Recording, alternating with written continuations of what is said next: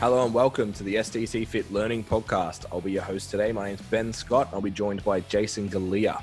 Thanks for joining us on our way to create 1 million positive outcomes for personal training clients by 2030. The podcast is brought to you by @STCfit Learning, a page created to upskill and educate PTs and gym nerds. Also brought to you by @STCfit, and that's a place for all your online and in-person personal training needs. If you enjoyed today's episodes, please give us a share and tag on the Instawebs. You can tag @STCfit, @STCfit Learning, @BenScottSC, and @JasonGalea PC. Hope you enjoy the show.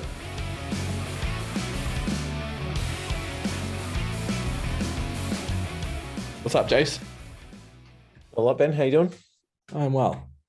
Good. How's your week? Back on the golf course? Yeah, actually, I had my second Pfizer jab, so I'm fully vaccinated. So now I'm eligible for these incoming freedoms. You didn't die. It's also good. Because I made the quote unquote choice to go and get vaccinated. Yeah.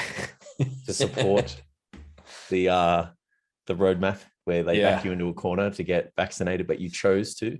But anyway, yeah. So I went and played golf the next day. It's probably a little bit ambitious because I played and I was like, oh, I feel sweet. And then when I got home, I was like, woof, this is a bad idea. And then when we got back from that walk as well yesterday, I was like, oh, this was definitely a bad idea. So I was just like pinned on the couch. 12,000 steps on the day that you got your second one. So maybe not it. Yeah, I was pinned on the couch. So yeah, but it was all right. Like, well, yeah, I did just kind of felt like I had like a little bit of like flu-like symptoms, just like tiny bit. Like I had a little bit of a fever, and then yeah, like a little bit of achy joints, and then yeah, I woke up today and I'm good as gold.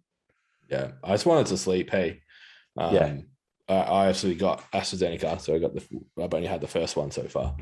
Yeah, came home, had a couple of hour nap, I think, and then the next day, I'd already decided I wasn't training, so I sort of woke up. Yeah, it was the time I would train, just went back to sleep. Had a good, I think, 11-hour sleep overnight.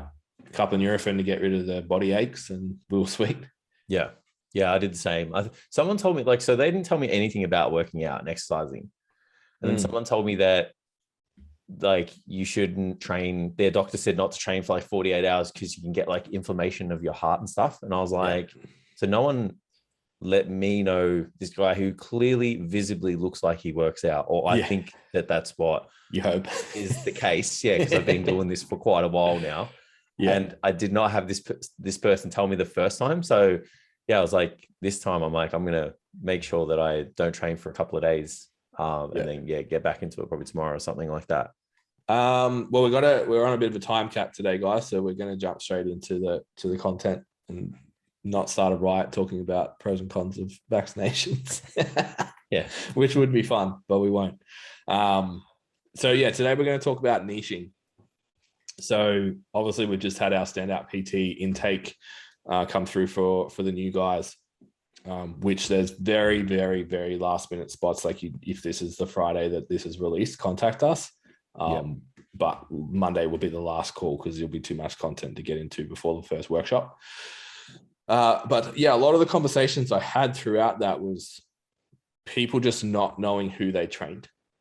And it was really reflective in the overall score that their business got when they did our scorecard was just a reflection of not knowing that. Like one of the things we talk about is like knowing where your goals and knowing where you're heading. So having a plan. And then the next step of that is knowing who you actually want to coach and who you want to train. Not having that means decision-making in every other part of your business is guesswork, really. Like, what is your business model? Well, it depends on who you work with. What is your service? Well, it depends on who you work with. What is your social media strategy? It depends on who you work with. What is your technical proficiency supposed to be? It depends on who you work with. So anything else that you're going to do beyond that point, you need to know who that person is.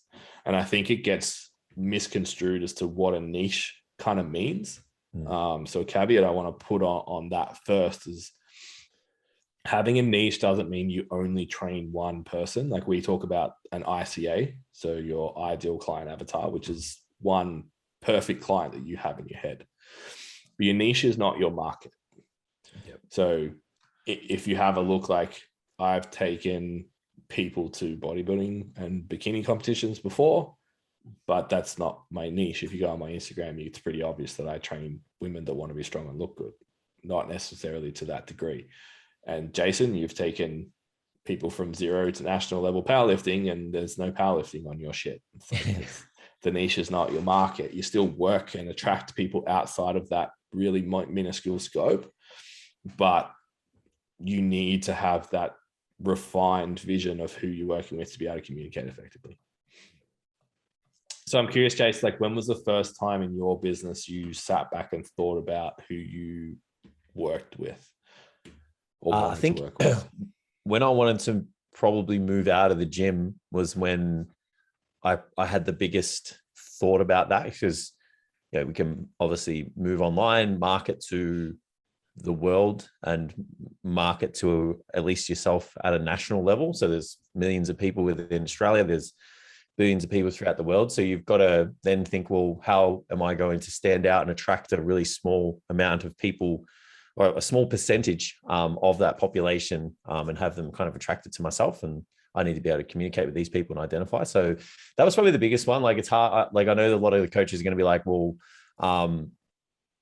within my gym, people come up to me and, they approach me, and, like, maybe some people need business, and, they want to try and take on as many people as they want, and all that kind of stuff. But even like within the gym, like, I still had a niche in terms of like outcomes that I got for people. Like, people still knew that if you wanted to get strong and look good, like, you'd come and see me, like, at that gym. Like, the people that fell underneath that was much broader.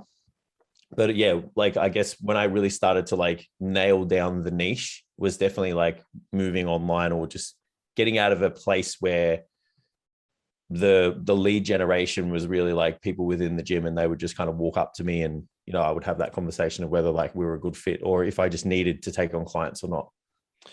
Yeah, it's interesting. Like, and I think this is something that people miss a lot as well. It's like, you indirectly, we're going to talk about horizontal and vertical niches.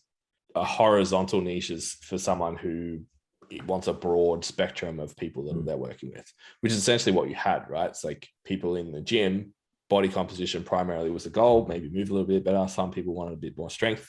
So if people wanted to look better and they were serious about their training, you went to Jason. And that's what we would refer to as a horizontal niche. Whereas as you went online, way more competition, way more noise, way more exposure. We need to go into what we call a vertical niche, which is very specific to an individual. Yeah. And if you look at like the biggest pitfalls, like, we've talked about over our journey, even recently, about the things that we just kind of put work into and like didn't really get a good return from. When you move into the online space, like, you don't want to really fall into that like horizontal niche, because then you're just this person that's giving out just general information to like general population, and you're not really going to connect with a wide variety of people. They're just going to go, oh, that STCfit, they put out a lot of good information, like, they're cool, but there's no real like, they're the experts that are going to get the outcomes for us.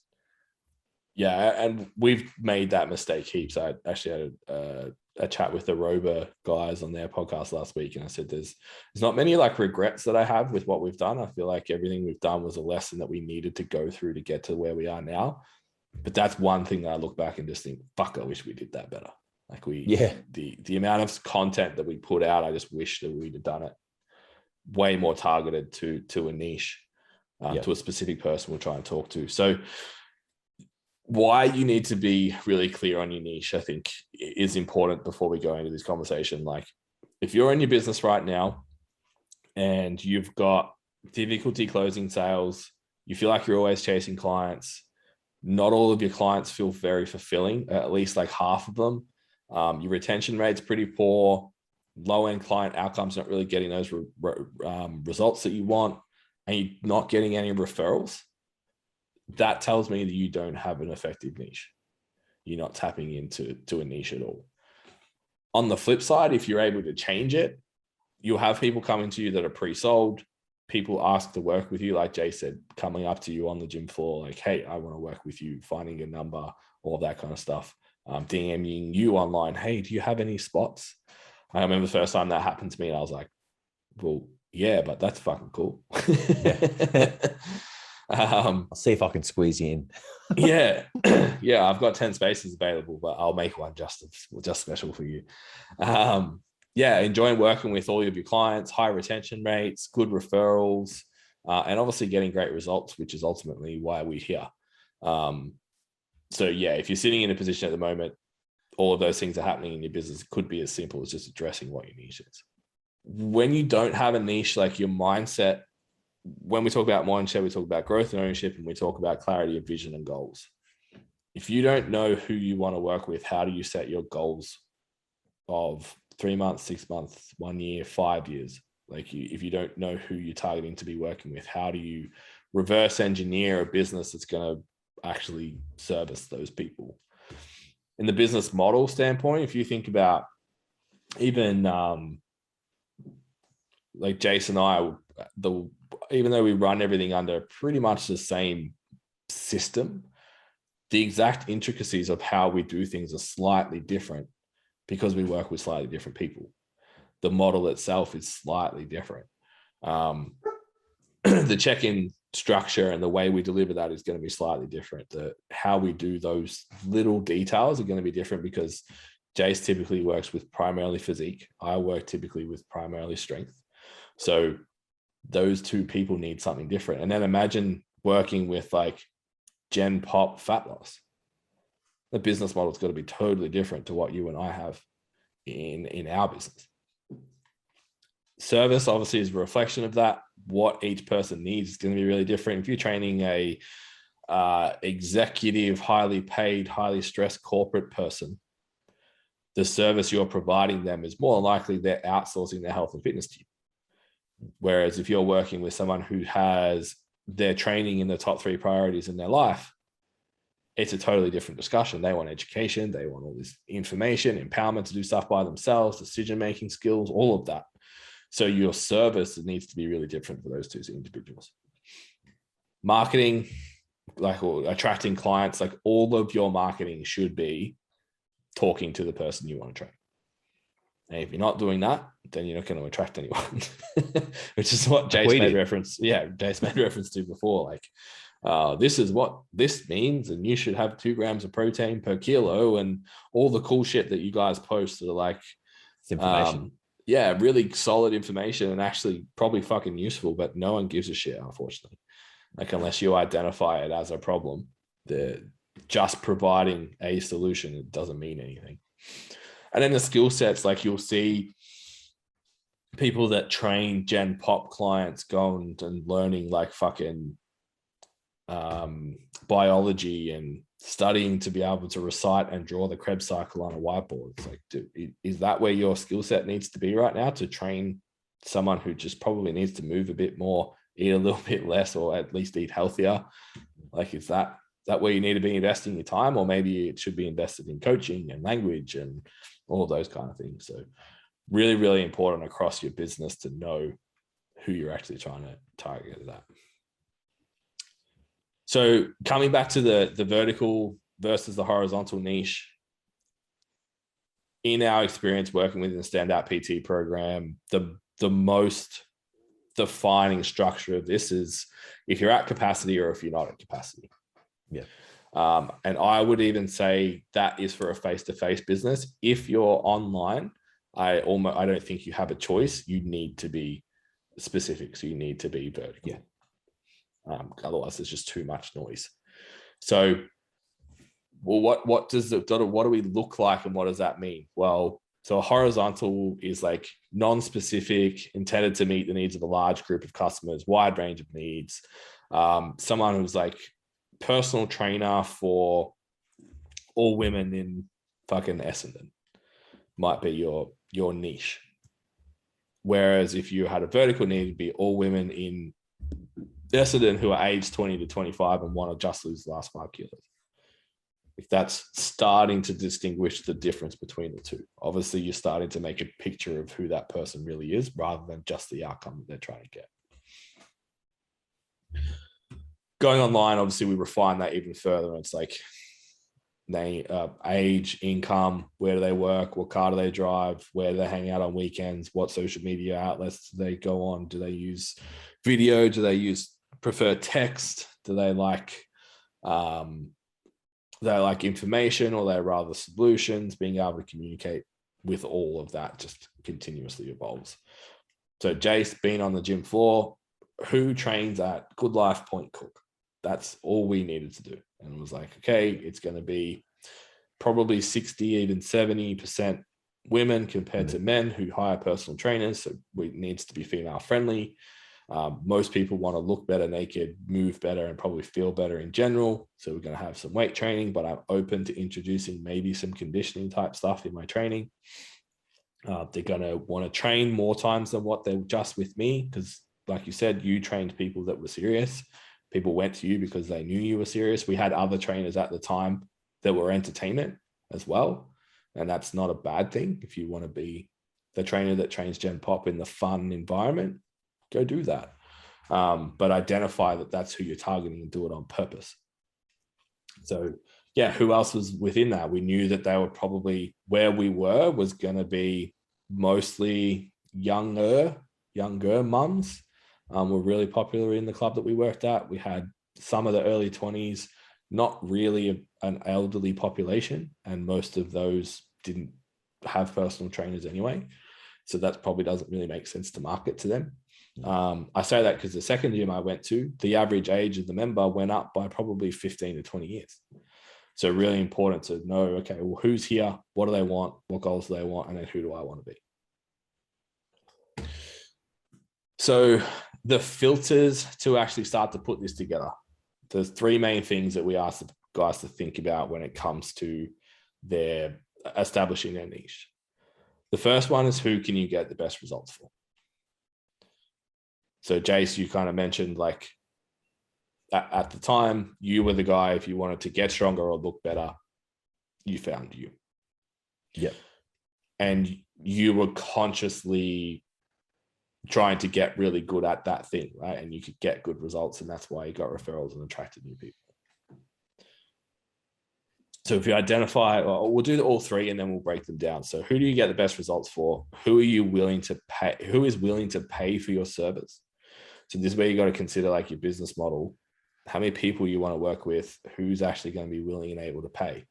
We mentioned that corporate person, they've got money, they don't have time, but someone, like, if we're talking about someone who wants to look better, maybe they don't have as much free income, but they value personal training very highly.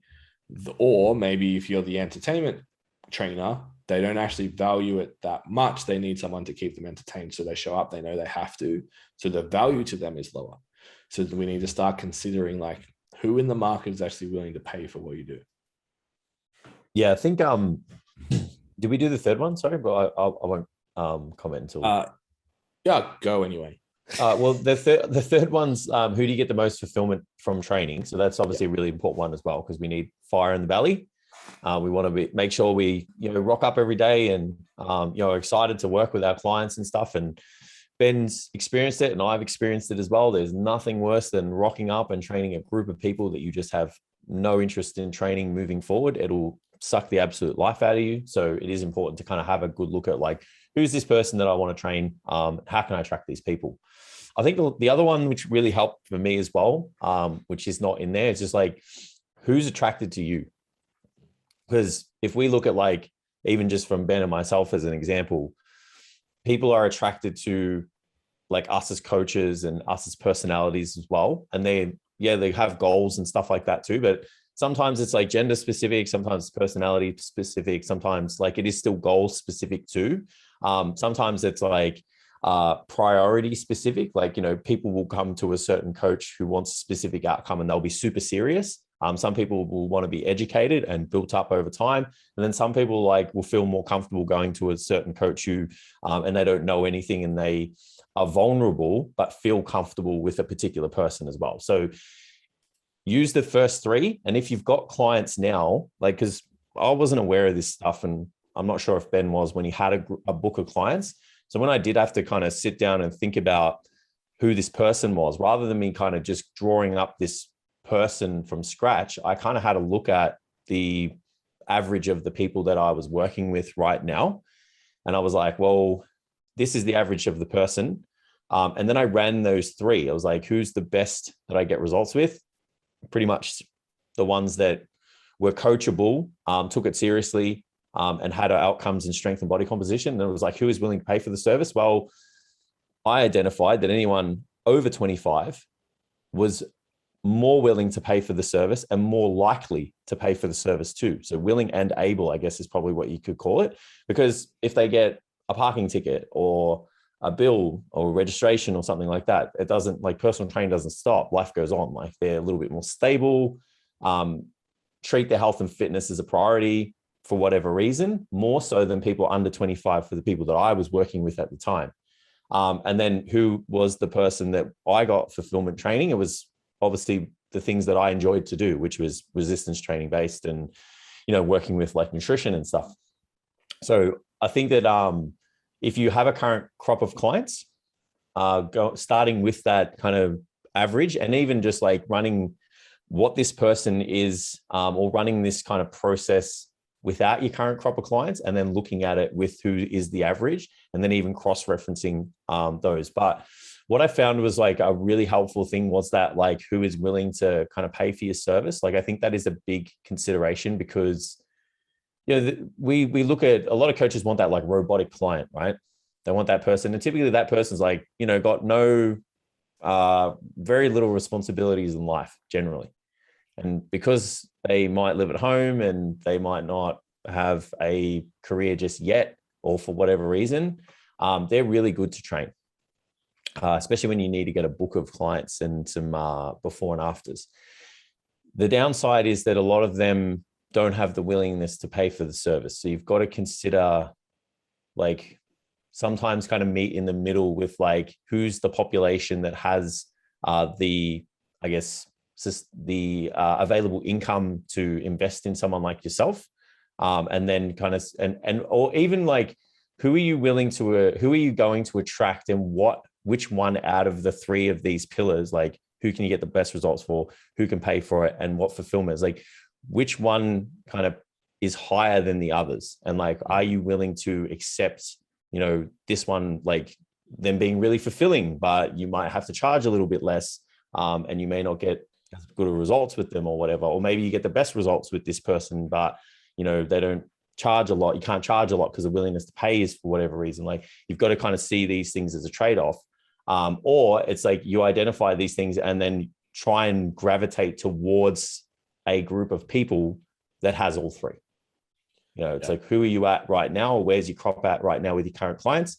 And it's like, they're all pretty good and they all fulfill me, but the willingness to pay is the issue. And it's like, okay, well, we now need to have a think about how we solve that problem. Yeah, I had a really cool consult this morning with a guy up on the Gold Coast or Sunny Coast, who he surfs and skates, ex-military, competes in bodybuilding, done heaps of different stuff and likes heaps of different stuff. He's like, I kind of like, he's only been in the industry a few months. It's like, I kind of like working with new people and teaching them. I love bodybuilding. I've been doing that for 7 years. I also like the S&C stuff because I did that with the ADF and on and on and on. I was like, okay, so let's start to kind of pull these pieces together. Someone who surfs full time and just wants to do surfing and do everything to be better at surfing, and I'm generalizing, probably doesn't make a shitload of money, because their probably priority is like surfing and they work a job so they can eat, and that's it. If you go on the stereotype of that person. And then you look at a bodybuilder and it's like, okay, well, there's a lot of bodybuilding coaches. There's a lot of competition there. Also, like, a lot of people that are really interested in that do it themselves. So what about someone who wants to be good at surfing and skating and doing all this other stuff, but also wants to look really good naked and just surfs on the weekends because they like it and still has a job? It's like, oh, okay, so now we've got someone who ticks the boxes. So you can have people that are leaning either side, more interested in physique, more interested in doing a sport, that have high paying jobs. So they're they're willing to pay for you, they're able to pay for you, they place it as a high enough priority, and they tick all the boxes that are going to fulfill you. And it was like, you just watch the penny drop. It was like, oh fuck, I don't have to just like choose this one thing. And I think it was on our podcast, actually. Thomas Lilly talked about it. For you guys that don't know who he is, probably the most successful powerlifting coach in Australia ever and currently. He basically realized that he had to stop marketing to powerlifters. That had to stop being his niche. He had to start talking to people who wanted to strength train in general and then create powerlifters. And I think if we look at what we've done, at least in the powerlifting space, and then within photo shoots as well, not a heap of people come to STCfit as the brand. Maybe you and I a little bit more, but as the brand, don't come to us and be like, I want to be a competitive powerlifter, or I, even less so, I am a competitive powerlifter and I want you to coach me. But we have a team of 15, maybe 20 now, once we open up, powerlifters who are interested in doing novice competitions all the way up to the national level. We had 3 national qualifiers in our last meet. How did that happen? Well, we attracted people who are interested in getting stronger. They also happen to look better, want to look better. And before it got delayed, I think we had something like 30 people sign up for the photo shoot as well. So they didn't come to us and be like, hey, I want to get shredded for a photo shoot. It was, they came to us with body composition goals, and that evolved into like, hey, do you want to get really lean for a photo shoot? Yeah, fucking oath, let's do that. So I think it's important to place yourself in the market again. That's that willing and able thing for me. And like you said, like who's attracted to you. My skill set is taking people who kind of know how to squat, bench, and deadlift and making them good powerlifters in a pretty short period of time. Yeah. The willing and able part's important. Like, there's going to be small percentages of coaches in those niches that their whole job and income and service is working with powerlifters, working with whatever. But like we just said, it's like a small percentage. So you've got to consider, like, are you in a position where you're a leader in space where you can gravitate to that?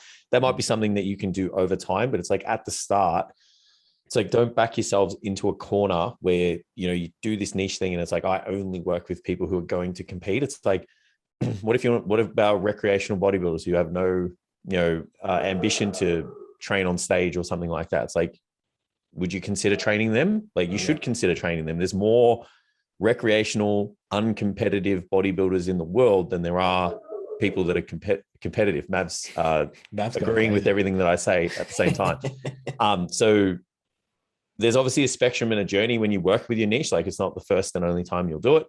And you'll probably start to, the longer you train and the more you get to know your client and the more you get to know their problems and build a service around them, you will really start to micro it down. And you'll probably get to a point where you'll make a decision and go, well, I'm not really going to train a broad spectrum of people under this niche. I'm really only going to look for this specific type of person. So an example of that would be male physique clients. And even to the point where they only train physique or bodybuilding or something like that. But that person that did that at some point trained all physique clients. And before that, they trained everyone interested in body composition. So there's a rite of passage to get to that point. And these 3 areas are an easy place to start to identify that. Yeah, I think the only time that works is if you're a top athlete that then like brings on clients because it's a way to make money. I think in my experience, everyone I know at the top, at least in powerlifting and bodybuilding that I pay attention to, like bodybuilding coaches and powerlifting coaches, even some of the good athletes, like they were working in fitness clubs, training everybody. Then they became something and now they just train powerlifters. But I've also see a lot of people that do powerlifting, not necessarily at a really high level or like have any sort of notoriety, that are like, no, I only work with powerlifters. I only work with people that want to compete. And it's like, how's your book looking? It's like, 10, 15, maybe 20 clients. It's like, is that a sustainable business model for you? Like, is that working for you long term? I don't know. Maybe if you're cool with that, then that's sweet. But I think if you want to run a business with a solid income and be able to stay in this industry for a long time and have a good lifestyle, I don't think that's the way to go. yeah, like this, man, this talk's huge. Like even this segment's huge.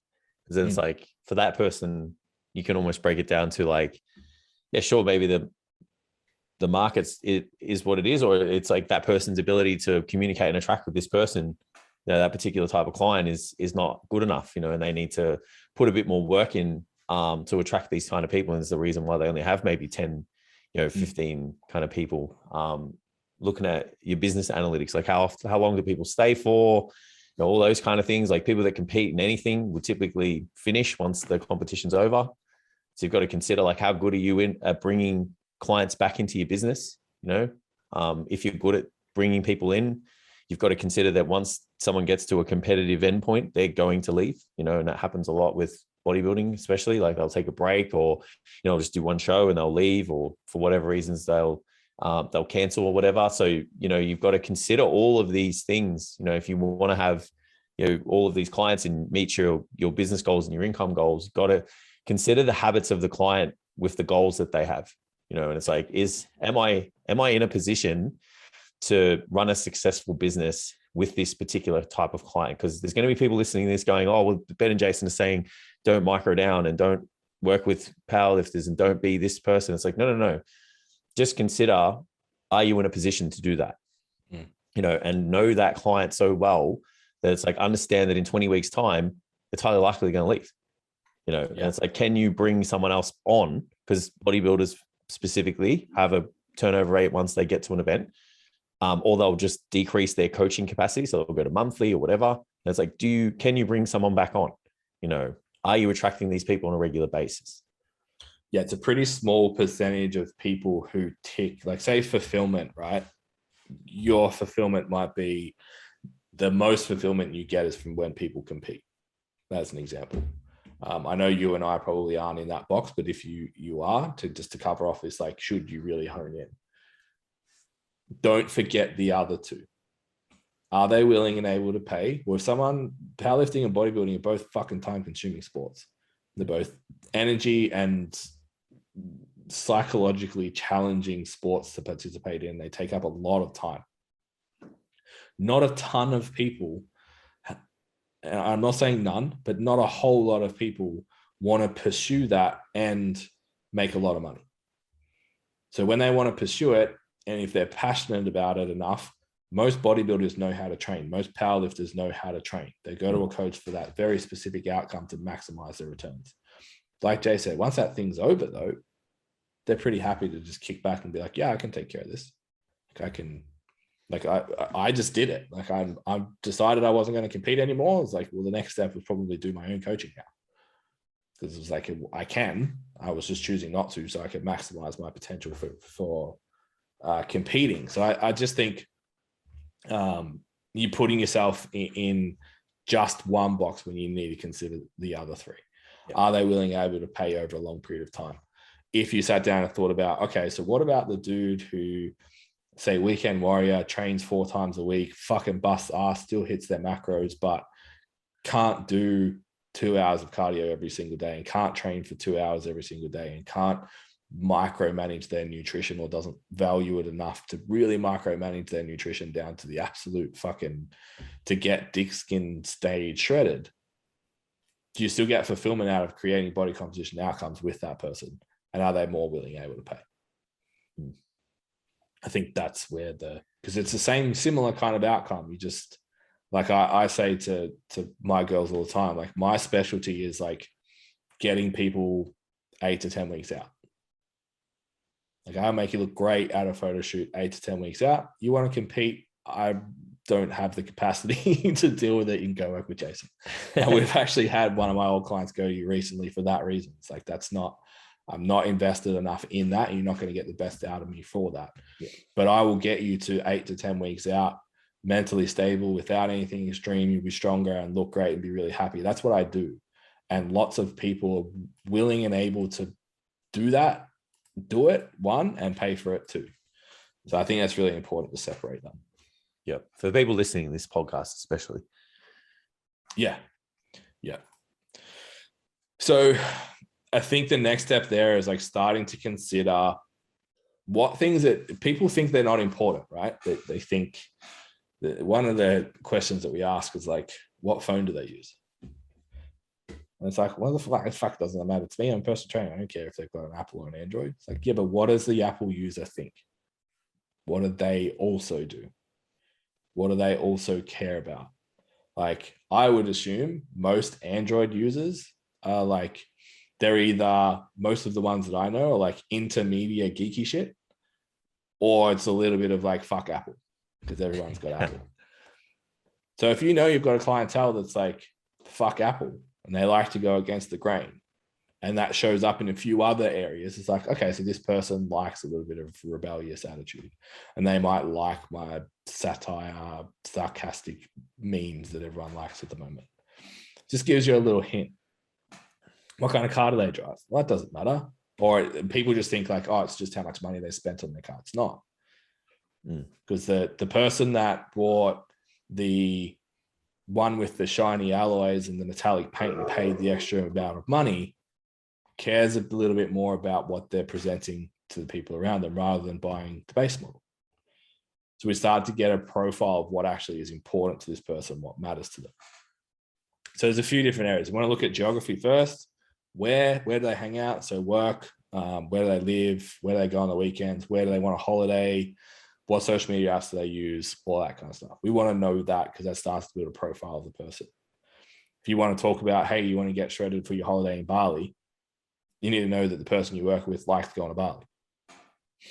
It's an important consideration, because if you're talking to someone who is like, Bali is the scum of the earth, I'm going to the Greek islands, then it's like, well, you missed the mark there, didn't you? So demographic wise, age, marital status, top 5 interests, whether or not they do include fitness or they don't, and also their income. What do they do for work? How many hours do they work?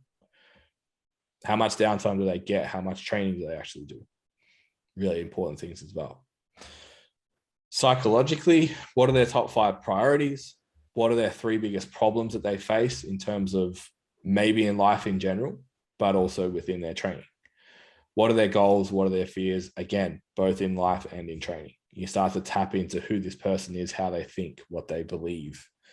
So then when you communicate with them, you actually get an idea of knowing them. It's funny, we never sit back and think about our friends and look at all this stuff and think like, oh, well, this person likes this, so I talk to them this way, or this person drives that car, so I talk to them that way. But we all do it. We all know our friends to this level, and we're all able to effectively communicate with them and understand them because we know all of these things about them, mostly, like what's important to them. Like if you've got a friend, we're both interested in Formula One. I got friends that could not give 2 fucks about motorsport. And if I start talking about motorsports, then they're like, fuck off, what are you talking about? I do not care. So it's understanding how to navigate small talk and conversation and all of that with them as well. Yeah. So willing to pay, I think we're kind of covered. Yeah. The one I see here is like most of the time when willing to pay becomes a problem is young PTs that want to train other young people. Like you said earlier, like that, we aim 25 to 35 for that reason. It's like those people are career driven. They're still really focused on these outcomes. So being really conscious of that. If you're going to target because let's say you're a young single mum and you want to help other young single mums with their health and fitness, that's awesome. And it's obviously super noble to want to do that, but just understand, okay, well, what's the willing enableness to pay? Yeah. And you can still do that. Just understand that you might need to do group training or like some kind of cheaper option that allows people to subscribe to your service. It's going to affect how you display your business model. Yeah, your model and your service have to reflect the person you are working with. Yeah, 100%. Fulfillment we've kind of covered. So I think next is like, what does all this mean and how do we actually put it together and make something of it? Because it's cool to sit down and write all of this out and figure out like, all right, I work with 25 to 35-year-old women who put training in their top 3 priorities and want to look better naked and be strong as fuck. that's my niche and that's who I talk to all the time. And when I speak that out loud, I have a few of my clients that I know when I make content, I write it speaking directly to them. And I know you have the same, Jace. So we've done that. Now we need to sit back and think about, okay, so what are they actually struggling with? What are their actual obstacles? And we call them pain points. So what most personal trainers will do in this circumstance will go to what we know they're not doing. So we'll go, they're not eating enough protein, or they're not training hard enough, or what else is there? Like they're drinking too much on the weekend. Like all of these things that we start to like, well, they do this and they shouldn't. So we're going to tell them the information so they don't. Rather than sitting back and going, well, okay, so what does the person go through on a day-to-day basis? Well, for example, the person not eating enough protein, maybe they're experiencing DOMs for 3 days, but they're not actually making any progress. It's like, are you training really fucking hard but not seeing any results? A really common mistake we see is women in particular don't eat enough protein. That means you don't recover effectively, you're not recovered for your next session, and you're actually in a downward snowball effect. If you want to get better outcomes, eat more protein. That post versus the average female should eat 2.2 grams per kilo of body weight of protein. It's like, which one are you signing up to? Which one creates more buy-in? Which one creates like, oh, fuck, Jason actually understands me and knows what I think about and what I have trouble with on a daily basis. It's the fact that I'm busting my ass in the gym and not getting it. So we recommend putting together 100 of those. Now, where even the guys in the Standout PT program, when they read that, they all shit themselves. And it's okay, guys, we understand. And they all come to the workshop and go, oh, fuck, I only got 40. That's okay. It might take a little bit of time to put 100 together. Once you unlock it and once you kind of click and think like, nah, that's who my client is, it becomes super easy. So think about like in the powerlifting space, for example, and Jace, you'll be able to speak on like body part specific stuff, for example. Like my clients want to get better at squat, bench, and deadlift. It's like, okay, does your back hurt when you squat? Are you struggling to hit depth? Do you have sore wrists from low bar squats? Did your shoulder hurt when you bench press? Do you get bicep pain? Like so much just like, or they want to squat. That's the pain point, right? And they leave it there. It's like, oh, my squat's not good enough. It's like, okay, now let's go into what happens when they go in and squat. What do they think about? Oh, I'm scared of the bar. I'm scared of bailing. It hurts my back. It hurts my shoulders. It hurts my knees. Hurts my hips. Okay, so we can identify 5 things just from half thinking about what's going on with the squat. You would have the same stuff for like your physique guys, right? Yeah, like even you can have like a pain point and have like 5 pain points within a pain point. Like a lot of the time when you get those first like 30 pain points, you'll be able to break each one of those down like even further. So getting the 100, like I'm not saying it's easy, but it's not hard. It just takes a little bit of time. You know, but it's once you have your pain points, speaking to these people or speaking to this person becomes much easier. You know, and then that's when you start to create more engaging content. Yeah. And I think it's going to come down to the trainer themselves, but I think the more you can show you understand the total psychology of a client rather than just like we just use a squat as an example because it's easy. Being able to understand beyond that, I think is even cooler. Like one of the ones we've got in our 100 is like sick of gym bro unsolicited advice. It's like we train chicks and I hear all the time, oh, this fuckwit came up and told me to change my deadlift to this. And I'm like, yeah, cool. Like good on him. Like we know that happens. That goes beyond just like my booty's not growing. That would have to be the number one pain point that every male who coaches lots of females gets told. Yeah. Yeah. Or anyone that just coaches lots of chicks in general, I think. Yeah, it's like, sure. I've heard that for years, like from my clients and others as well. Yeah. Now it happens on social media as well. It's annoying. Yeah, like now you post a video on social media and they get it. Whereas like when we started, it was just in the gym, like, this fucking guy. Yeah, I had it out with a guy on a gym floor once over that. Like broke my client. But yeah, like binge days, scale variation during their period. Like this goes beyond just like the bar position feels uncomfortable with the squat. Like that's good and it's valuable. And if someone values that information, it's great. But like you can go so much deeper into understanding the person you train. Yeah.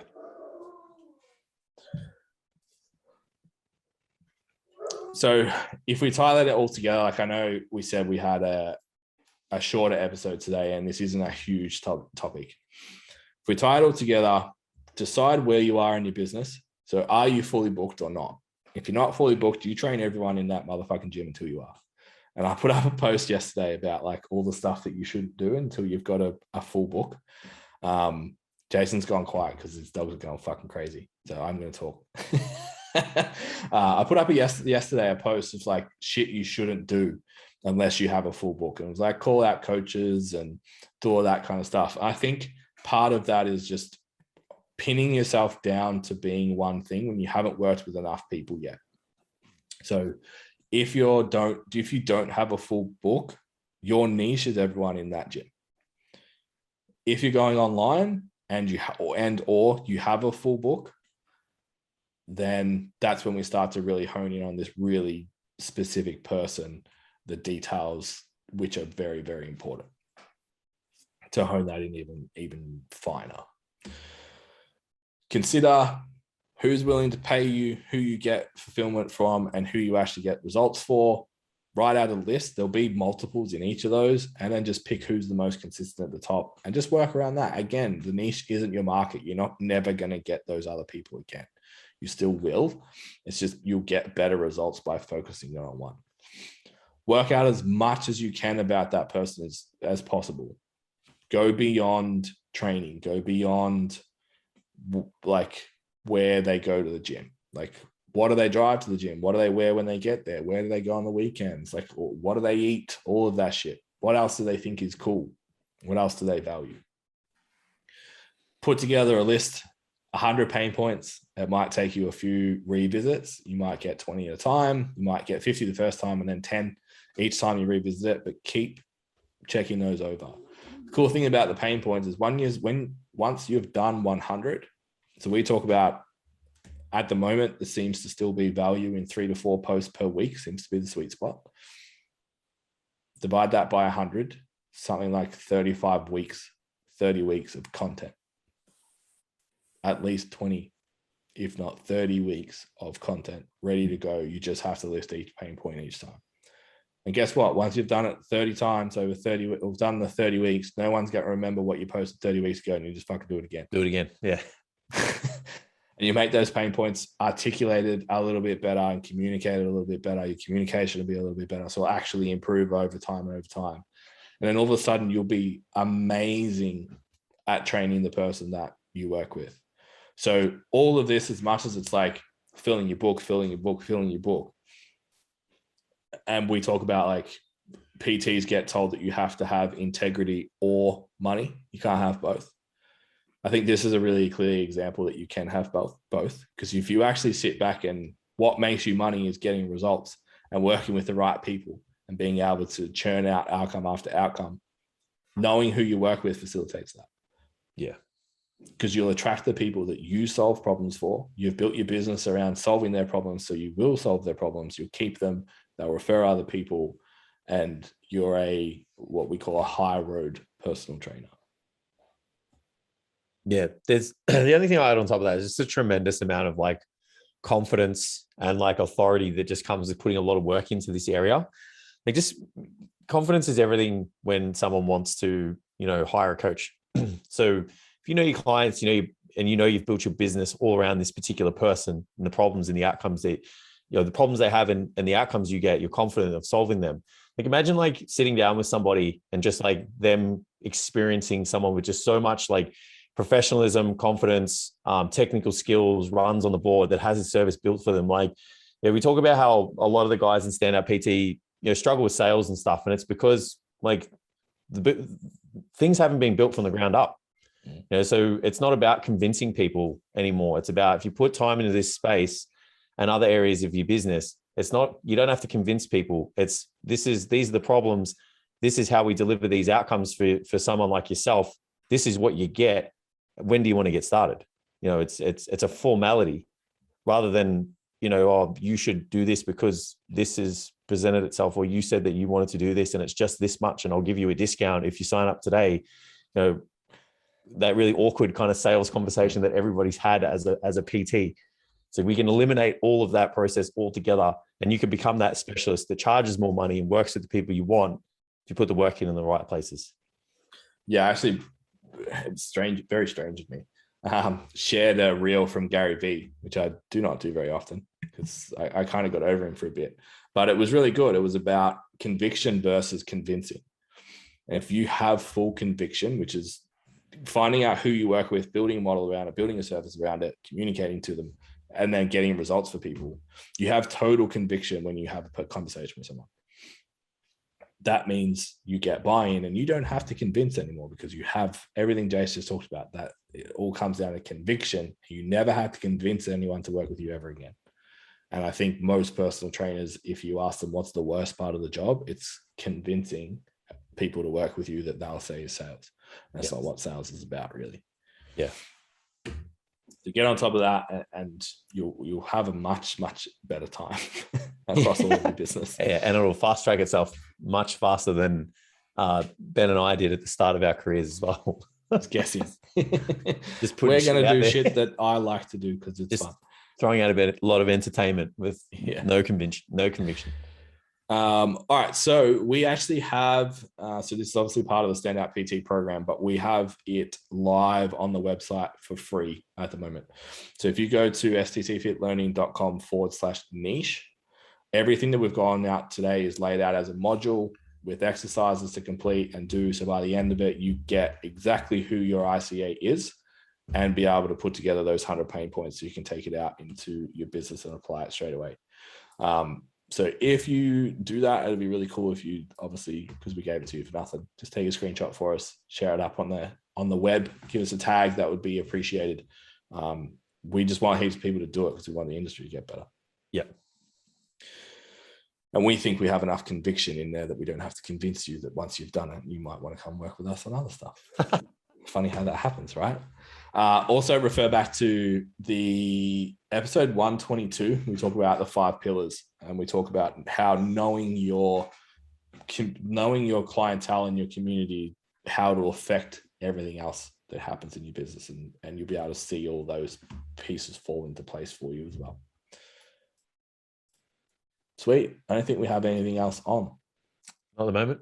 You've got about 24 hours to message me post the drop of this program on the STCfit Learning Instagram to get a spot in this intake of Standout PT. The next one's not till February. So if you want in, it needs to happen right now.